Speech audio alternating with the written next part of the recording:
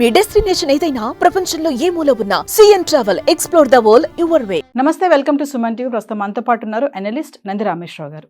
నమస్తే సార్. నమస్తే.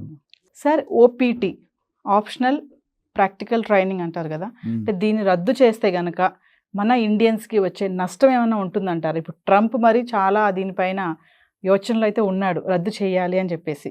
మరి నష్టాలు ఎలా ఉంటాయంటారు? ఈ నష్టాలు మాట్లాడంటే నువ్వు ఇచ్చిన 5 నిమిషాలు చాలుతున్నావేనా? ఎందుకంటే రోజు రోజుకి సంచలన వార్తలు వస్తూనే ఉన్నాయి. ట్రంప్ అసలు ప్రెసిడెంటే కాలేదు, ప్రెసిడెంట్ అవుతాడని తెలుసు. ఆయన ప్రెసిడెంట్ అవుతాడు 2 నెలల ముందు ఎవ్రీడే ఒక గోల్డ్ మీద ఒక ప్రాబ్లం, H1B మీద కోసం, ఓపీటీ మీద ప్రాబ్లం, స్టెమ్ మీద ఒక ప్రాబ్లం. అంటే ఇవన్నీ ఏంటంటే బేసిక్గా ఆయన ఫస్ట్ టర్మ్లోనే స్టార్ట్ చేశాడు ఈ యాక్టివిటీ. అనుకున్నంత రానియలేదంటే కొద్ది లాస్ట్ స్టేజ్లో స్టార్ట్ చేశాడు. ఇవాళ కొత్త సబ్జెక్ట్ కాదు.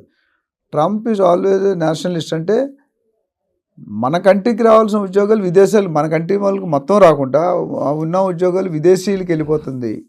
వాళ్ళు వెళ్ళిపోతే మన వాళ్ళు ఎలా బతుకుతారు అనేది ఒక బిగ్ క్వశ్చన్ మార్క్ ప్రతి స్టేట్కి, ప్రతి కంట్రీకి ఉండమంట. అయితే ఇది ఇవాళ ఈయనతో కాదు, ఈ సంప్రదాయం గత 30, 40, 50 సంవత్సరాల నుండి. ఆ 30, 40, 50 సంవత్సరాలు ఒక్కసారి తీసేయడం అనేది కష్టం. లాస్ట్ టైంలో కొద్దిగా మాడిఫై చేసి కొద్దిగా ట్రై చేశారు, అప్పుడు పడిపోయాడు. సో ఇప్పుడు ఈ ఓపీటీ అనేది అంటే ఆప్షనల్ ప్రాక్టికల్ ట్రైనింగ్. అంటే స్టెమ్ కోర్స్ అయిపోయిన తర్వాత 1 year ఎక్స్టెన్షన్ ఇస్తారు, లేకపోతే ఇప్పుడు 3 years depending on the position of the candidate. Stem అంటే ఏంటి? Science, technology, management. Last time పెట్టుకున్నాం science, technology, engineering and management. అది జనరల్గా ఒక 2 years ఉంటుంది. మన విదేశీ విద్యార్థులు వెళ్ళిన తర్వాత ఆ కోర్స్ చేసి ఇంకొక 1 year మనకి అప్రెంటిస్ ఇంటర్న్షిప్ అంటారు. ఆ విధంగా 1 year నుండి 3 years దాకా గడిపేసాయి. తర్వాత పర్మనెంట్ జాబులు కొట్టేస్తారు. ఎందుకంటే బేసికల్గా ట్రంప్కి ఇస్తున్నా లేకపోయినా మన Indians IQ is much higher than అమెరికాలో ఉన్న కొంతమంది కంట్రీ చూస్తే there are 2-3 reasons why Indians are invited. Indians are invited because of their IQ. కొంతమంది ఇంగ్లీష్ బాగానే ఉంటుంది. అట్లనే మూడోది cost of labour is very less.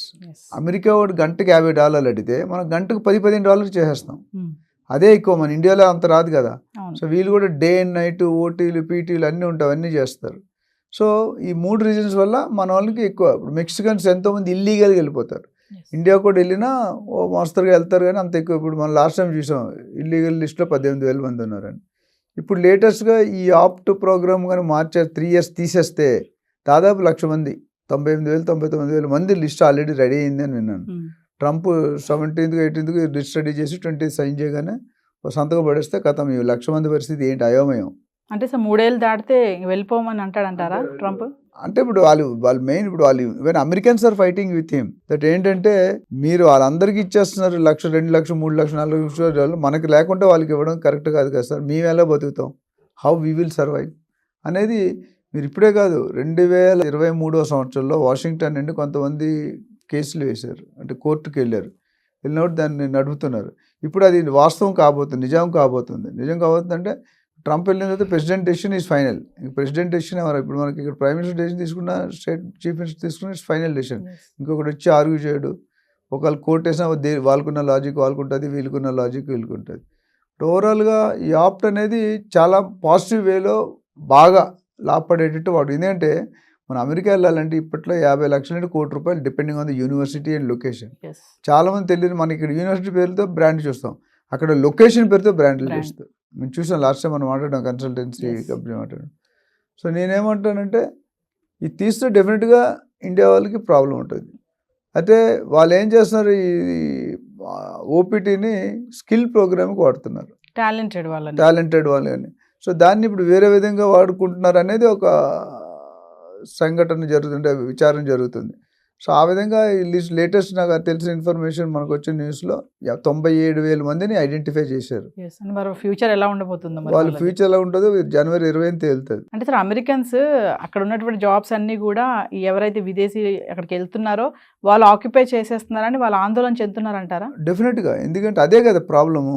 పక్కన మన కడుపు నిండకుండా ట్రంప్ గారు ఏమంటారు, మన కడుపు నిండకుండా పక్కోడు కడుపు ఎందుకు ఆలోచిస్తున్నారు అంటున్నారు.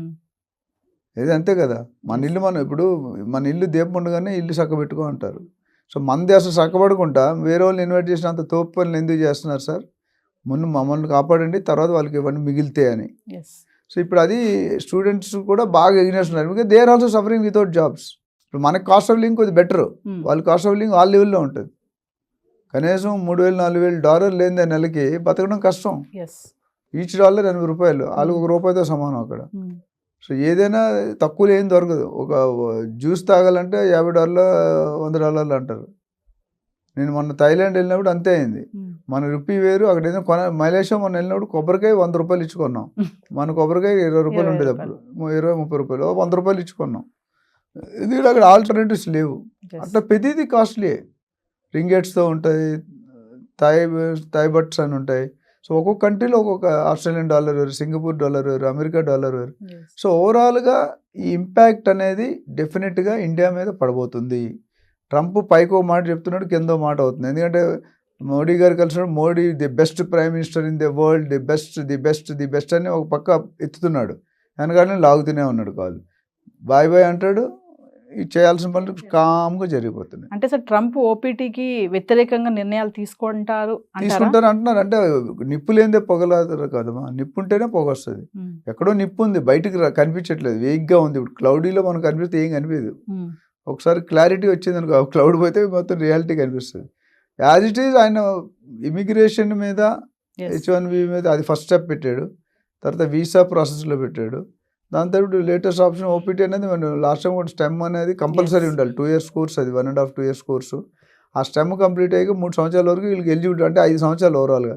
ఈ 5 సంవత్సరాలు కనీసం వీళ్ళకి ఖర్చు పెట్టిన డబ్బులు అయితే వచ్చేస్తాయి. ఎందుకంటే శాలరీ ప్రకారం చూసుకుంటే ఒక $1,00,000 వేసుకున్నా కొద్దిగా ఖర్చు అయినా 50% మిగిలితే, ఇప్పుడు ఏమవుతుంది, ఒక స్టెమ్ అయిపోగానే వెళ్ళిపోమని అనుకోండి, income will come down. So వాడు బ్యాంక్రప్ట్ అయిపోతాడు. ఎందుకంటే అప్పులు చేసుకొని మన దగ్గర ఇండియా వాళ్ళు చాలా మందికి 50 లక్షలు 60 లక్షలు ఇంట్లో ఉండవు. ఒక 10 లక్షలు 20 లక్షలు కట్టుకొని ఆ 40 లక్షలు ఈ 2 సంవత్సరాలు తీర్చడానికి ఒప్పందం పెట్టుకొని బ్యాంకు లోన్ తీసుకొని వాళ్ళు ఇల్లు తాకట్టు పెట్టో ఏదో ఒకటి చేసి వెళ్తారు. ఆ 3 సంవత్సరాలు అయ్యేసరికి ఈ సంపాదించి సపోజ్ నెలకు $3,000-4,000 సంపాదిస్తే రోజుకి, నెలకు $1,00,000 $80,000 అవుతుంది, 6,000. ఆ $1 కొద్దిగా ఖర్చు పెట్టుకొని ఓటీ పార్ట్ టైం చేసుకొని జాబులు చేసుకొని. అందుకే కదా మన ఇప్పుడు ట్రంప్ ఏమంటున్నారు, ఈ కొత్త సిస్టమ్ వచ్చాక ఇల్లీగల్గా ఎవరితోంది ఉన్నారో వాళ్ళని ఏరేయండి అని. అయితే వాళ్ళు మన ఇండియాకి ఒక్కడే టార్గెట్ పెట్టట్లేదు. ఆయనకి తెలిసి ఇండియా వాళ్ళు తక్కువ ఉన్నారు, కానీ మన ఇండియా వాళ్ళు భయపడుతున్నారు. వాళ్ళు అడగకముందే ఇప్పుడు మీరు మెక్సికన్ ఉన్నాడు, మీరున్నారు, చైనీస్ ఉన్నాడు, జపనీస్ ఉన్నారు. వాడిని అడుగు, నిన్ను కూడా అడుగుతాడుగా. యాజ్ ఇట్ ఈస్గా వాడికి తెలియదు. కానీ అందరిలో నలుగురిలో గోవింద్ అన్నట్టు, నలుగురితో నారాయణ, కులంతో గోవింద్ ఒక డైలాగ్ ఉంది. సో అందరినట్టు నిన్ను అడిగితే చెప్పడానికి ఏం లేదు. Heart fear. అది తెలుగులో ఏదో సామెత ఉంది, భర్త కొట్టినందుకు కాదు తోడుకోళ్ళు నవ్వినందుకు కోపం వచ్చిందని. అట్లా వీళ్ళ మీద ఇండియా మీద టార్గెట్ కాదు, ఇండియాలో కూడా బలైపోతున్నారు. ఎక్కువ టార్గెట్ మెక్సికన్స్, చైనీస్ వాళ్ళు ఉన్నారు. మనం చాలా తక్కువ, అంత మరీ ఫేక్ కాదు. స్కిల్డ్ ఉన్న వాళ్ళు ఉన్నారు కాబట్టి పాత వాళ్ళు ఏం టచ్ చేయలేడు. సో అందుకని ఇప్పుడు వీసా ప్రాసెసింగ్ ఆఫీసర్ కూడా కంగిస్తున్నాడు.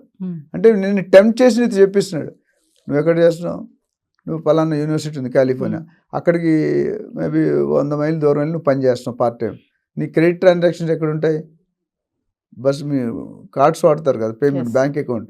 నువ్వు ఎక్కడ ఏ ఊర్లో అయితే మీరు చేస్తున్నారో ఆ ఊర్లో కట్ అవుతుంటాయి మీ పేరు మీద, మీ బ్యాంక్ అకౌంట్లో. సో అడేమడుతున్నావు అంటే, నువ్వు చదివేది ఒక దగ్గర, నువ్వు పని చేసేది ఇక్కడ ఎందుకు వెళ్తున్నావు, నువ్వు జాబ్ చేస్తావు, నువ్వు పెట్రోల్ పంప్లో చేస్తున్నావు, హోటల్లో చేస్తున్నావు బాయ్ అని అడిగితే, లేదు సార్ నిజం చెప్పొద్దు జైల్లో పెడతానంటాడు, వీసా క్యాన్సిల్ చేసినట్టు ఎస్తానంటే సంతకం పెట్టి రాయించేస్తున్నాడు, ఐఎమ్ వర్కింగ్, అయిపోయింది. So how to reduce. మరోపక్క చూస్తే sir make America great again అంటూ నిరసనలు కూడా చేయడం అయితే చూస్తున్నాం. మరి అది మొదటి నుండి ఉందండి, ఇప్పుడు కొద్దిగా బాగా లైటింగ్లోకి వచ్చింది. అంటే ఒకప్పుడు మనకి సోషల్ మీడియా ఉండేది కాదు, అప్పుడు ఉంది, బయటికి తెలిసేది కాదు, ఆ కన్సర్న్ సబ్జెక్ట్ ఏరియా వాళ్ళకే తెలిసేది. ఇప్పుడు అలా కాదు కదా, సోషల్ మీడియా వచ్చాక ఇక్కడ పెడితే ప్రపంచం మొత్తం ఒక సెకండ్లో వెళ్ళిపోతుంది. కాబట్టి ఇప్పుడు మనం కూడా అనుకుంటున్నాం కదా మా మేక్ ఇన్ ఇండియా అని. మనం అన్నప్పుడు వాళ్ళు ఎందుకు అనుకోరు, మనం మేక్ ఇన్ ఇండియా అంటాం, వాళ్ళు ఏమంటారు మేక్ గ్రేట్ అమెరికా అని అనుకుంటారు. సో ఎవరి కంట్రీ వాళ్ళ మీద ప్రేమ ఉండడం తప్పలేదు కదా.